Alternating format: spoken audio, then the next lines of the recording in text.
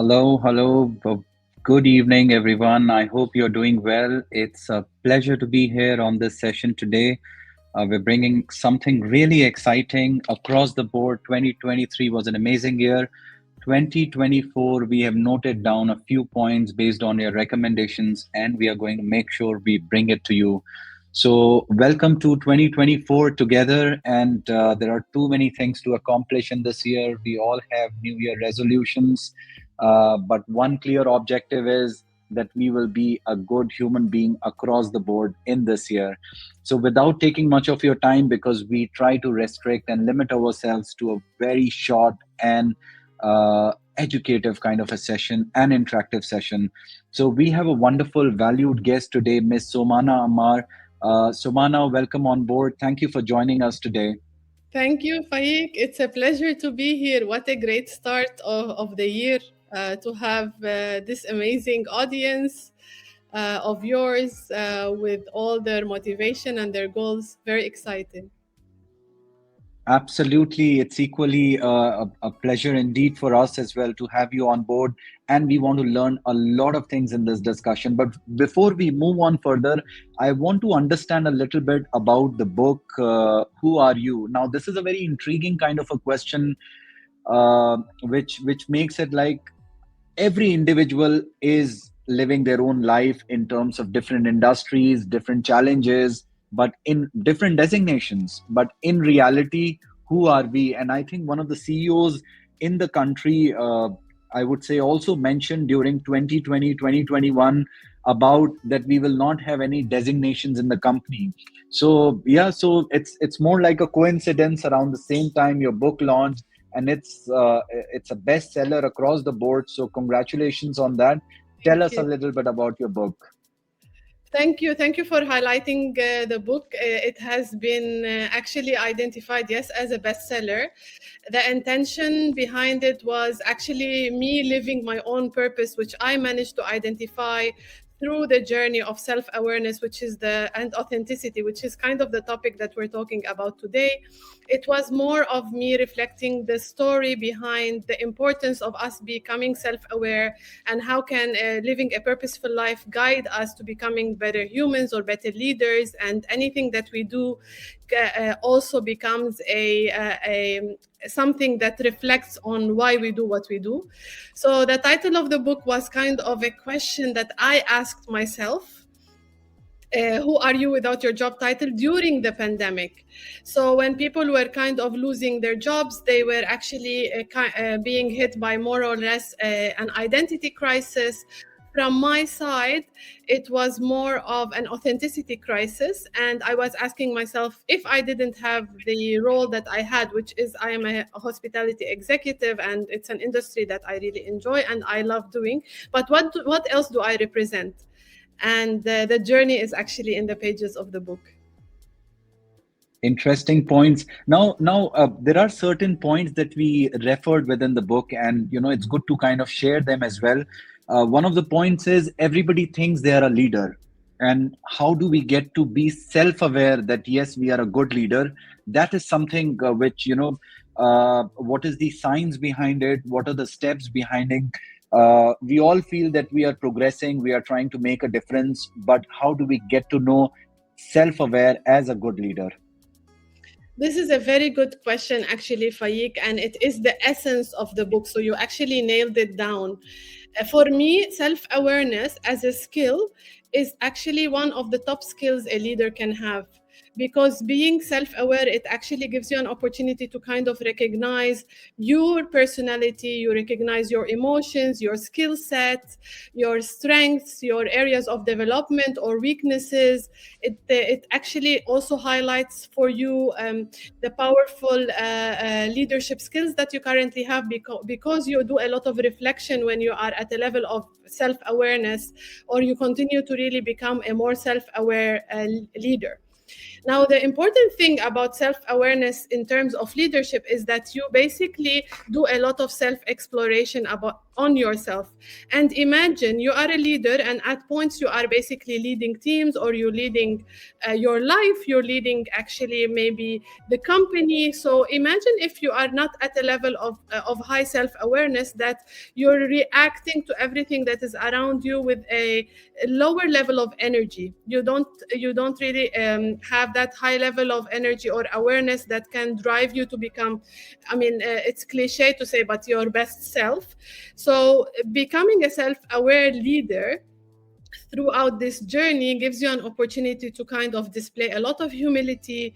You are able to hold yourself accountable, you hold others accountable, and you're always working with yourself with a growth mindset. So it gives you all this opportunity to kind of work together with your inner self to kind of grow day by day. Interesting points. I think there is a lot to learn. Leadership is such a vast topic in different aspects, and there are different types of leadership: Correct. autocratic, democratic. Maybe if those kind of things as well. We have a few questions coming in. Somehow I'm not able to reflect those questions on the screen, so probably we'll cover up that element as well. One of the questions that is coming from the audience, I can read through, is self leadership linked to authentic leadership. Now, maybe a little bit light on leadership and authentic leadership, and then understanding a bit how do we get self aware of all of those elements. A great question as well. So, authentic leadership, it is based on self-awareness by itself, right? You're basically displaying all your genuinity. You're displaying, for example, how do you feel comfortable with yourself. But the most important is that you lead purposely and passionately, and you are actually aligned with your values. So being authentic is that you are able to kind of have an understanding of what's your belief system, what are your empowering beliefs, what are the beliefs that are limiting you, how are you committed to actually growing yourself passionately and purposefully. So being self-aware means that you are displaying an authentic leadership because you're working on yourself. So it is actually an aspect of it.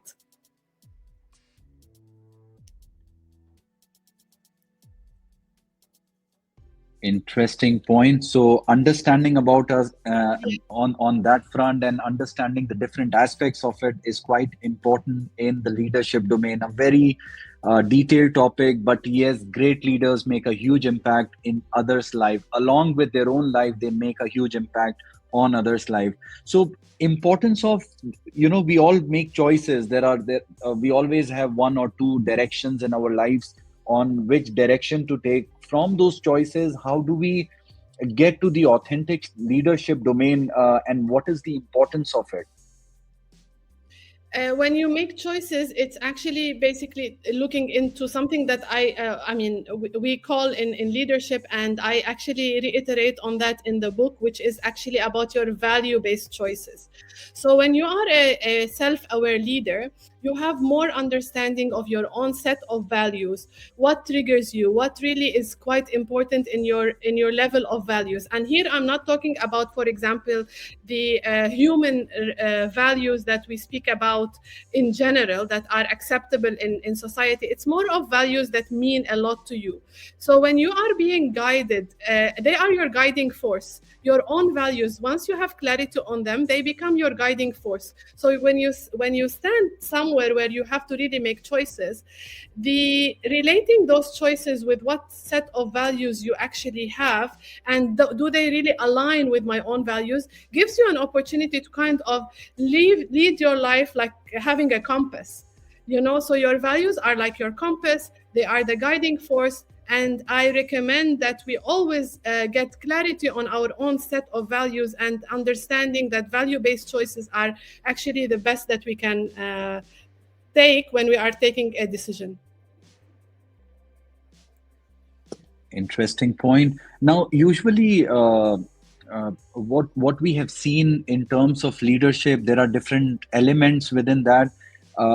We want to achieve the best. All leaders want to be successful. All leaders want to make a very huge contribution in the organization, in their life, in their overall visibility, but not knowing the strengths, where does it impact? So is it very important to be aware of our own strengths? Maybe I'm more towards financials, numbers, or maybe I'm more towards marketing, networking, or maybe I'm more towards sales, or maybe procurement numbers, the supply chain element. So uh, how do we get to look at those strengths? And I have gone through a lot of your sessions as well, where you talk about the Gallup Strengths Finder, and I went through it thanks to my leadership back in about a decade ago.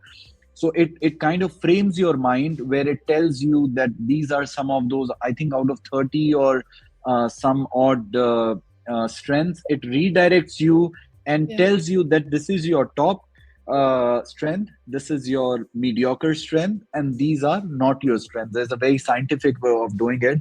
So tell us, how do we focus? How, in general, now everybody doesn't go and buy licenses and do it. So how do we make it a little bit common? How people can understand about their strengths and start working in those directions? Absolutely. A great question. So there are 34 themes in the Gallup Strength Finder. So it's based on applied positive psychology. It's called Clifton Strength. That's true.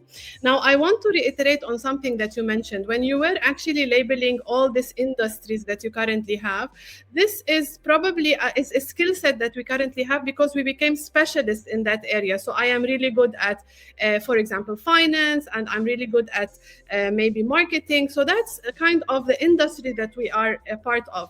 But when we look at strength, and specifically, let's say with the Gallup strength, we look at your top talents. So how do you show yourself up? How do you really display yourself? Which is your kind of your natural talent that is based on a lot of years of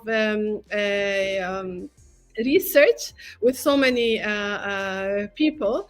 And then we don't look at, let's say, your mediocre or your, and we don't actually call them that. We actually call, like, they're not probably the talents that show up for you all the time. And accordingly, if any of those that are not, we call them, you can call them like weaknesses, they are kind of the you look at them and you say, is there any of those talents from the 34 themes that show up in the report once you do the assessment? Is there any of them that is considered for me as a weakness, or hindering me from wanting to go ahead and move and grow and develop? And this is where you can actually work on that. But showing up your as your top 5 talents, we have the themes, or your top 10 talents, is how do you show up as a person? And then we encourage you to basically go back and say, when did these talents show up? When did these strengths show up in my life before? How did I naturally come up with a lot of solutions or reactions or incidents in my life that have these showed up, and they were very helpful for me? And this is where we dig deeper. Of course, we tend to tell, we always have this, I mean, areas of development and personal development plans in companies. We always encourage individuals to kind of work on their areas of development. But what if we can also embed that? If you're very strong at something, why don't we really get you to be excellent at that? So it becomes really a big strength of yours.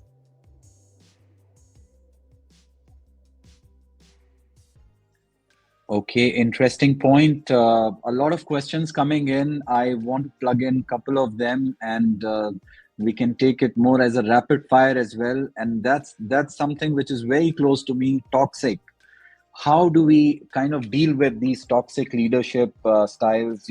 Quite aggressive. How do we deal with those situations? Sometimes we don't know. Maybe by intention they are not doing it, but maybe because of the situation it does happen. And maybe sometimes the team is maybe not aligned with the situation, and then that the toxic leadership comes into place. It could be maybe any engagement based, or it could be throughout you have any discussion and that's toxic. So how do we deal with that? With authenticity. So actually, when you have clarity on your own set of values, right, and when you have a clarity on what you really believe in, what is your what do you accept, So when you see the toxic leadership being displayed, for example, from your leader directly, it is up to you to kind of accept it or do not accept it. So toxic leadership leads into toxic cultures. So it's unfortunate that when we have toxic leadership, there is a lack of authenticity. So at that specific situation, that specific leader who has displayed this toxicity in any reaction that they have done, their level of self-awareness is quite lower, right? So we have a choice. We just spoke about value-based choices. So it's up to us to kind of accept how this is taking place. Do you want to pull yourself out of that situation? Do you want to react to that situation? So it's not our job to kind of fix whatever is there. It's our job to really be placed in actually environments where we flourish, where we flow, where we can grow, where it aligns with our own set of personal values.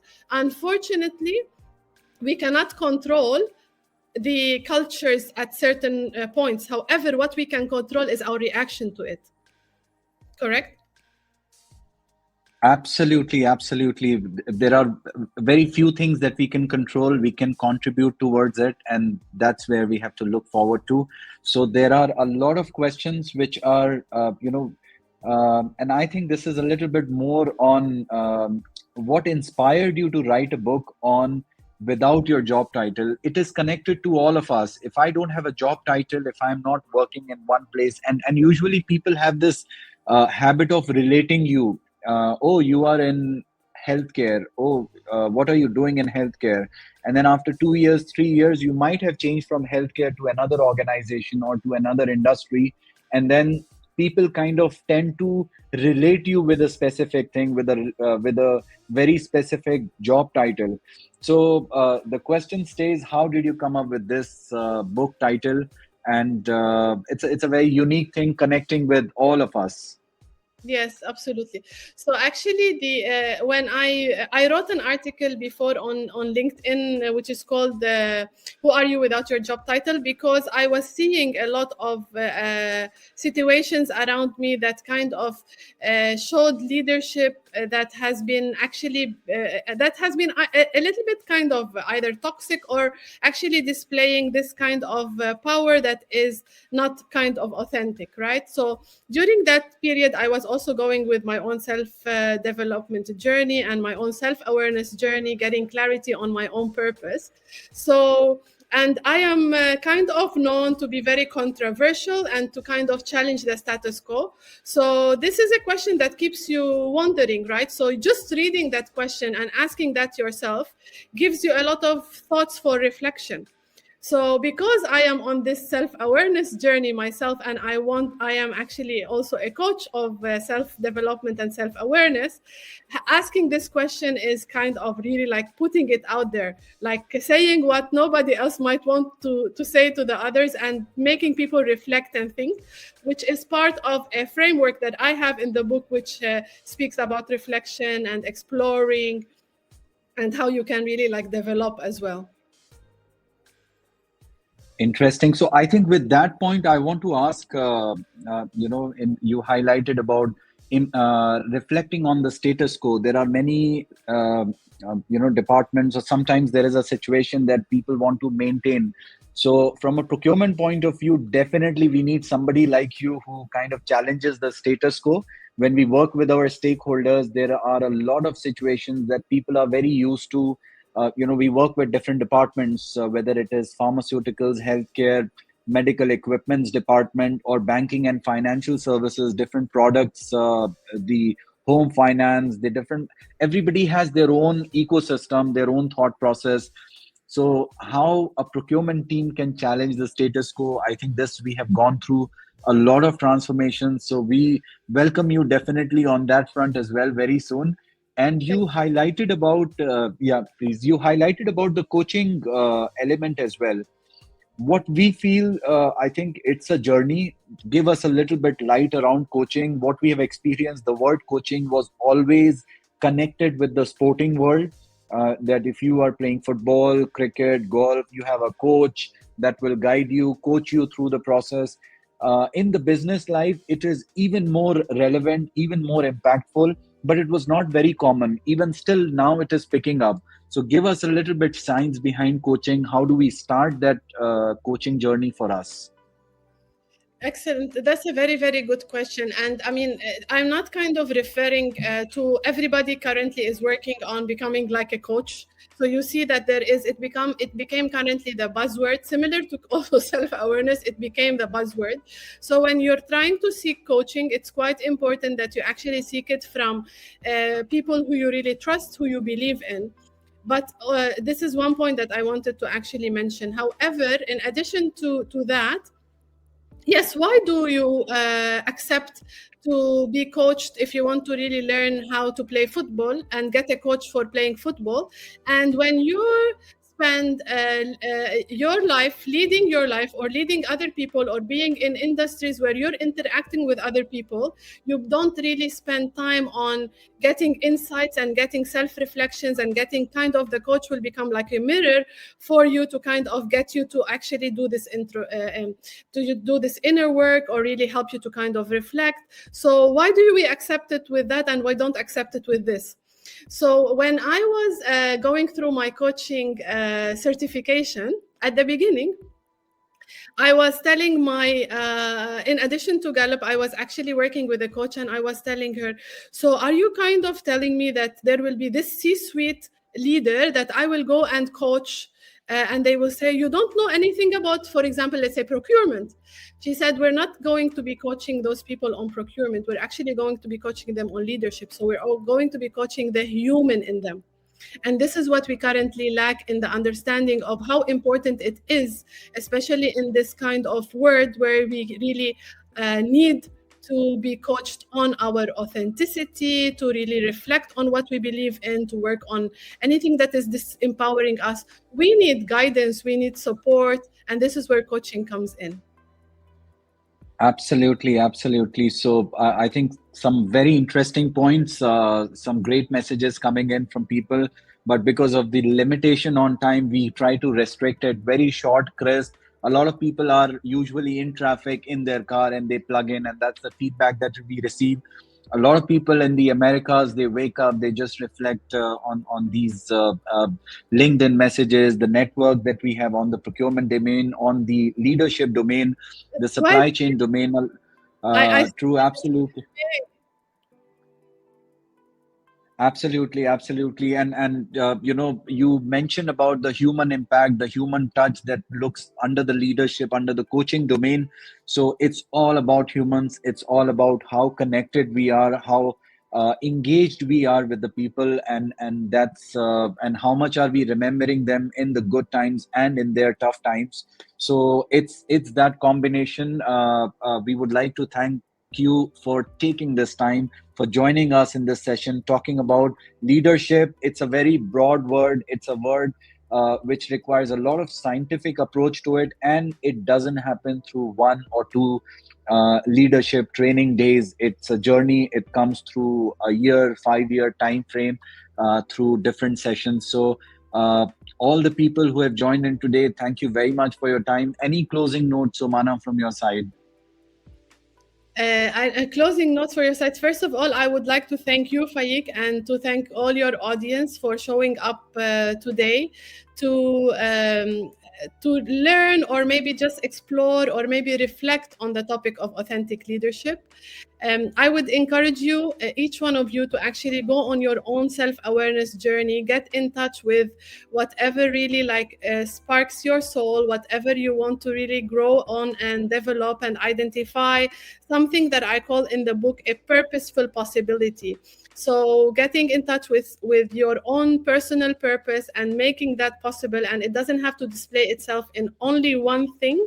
You can be a sum of so many different things. Like you're currently hosting me, and then you're also doing a full-time kind of job with procurement as well. So like doing a lot of things that really energizes you and gives you that opportunity to kind of give back to the society and to the community. So this is something that I encourage you to all look into. Absolutely, absolutely. Tell us the last point, and that's something it's good from an industry point of view, which industry you are part of, if that is possible, as a Of course. closing note for the audience. Absolutely. So I work in the hospitality industry. So that's the industry I've been working in for quite a long time. And so this is the industry where you pull rabbits out of hats, right? So you get the magic happening all the time. It gives me an opportunity to interact with amazing human beings and display a lot of the topics that I also speak about in different platforms. Interesting. Hospitality, people have the highest level of patience, to be honest, because people who come in are quite relaxed. So that patience level is and the hospitality element. So thank you very much, Soumana, for your valuable time. Thank you to all the wonderful audience for joining in today again, for motivating us, for keeping us active in bringing the best of value, in bringing the best of updates on how the amazing leaders are making impact in other people's life, and how have they reached in their entire journey into where they are at this point of time. Thank you very much, Soumana, and we are looking forward to connect in future in further discussions. Thank you, everyone. Thank you.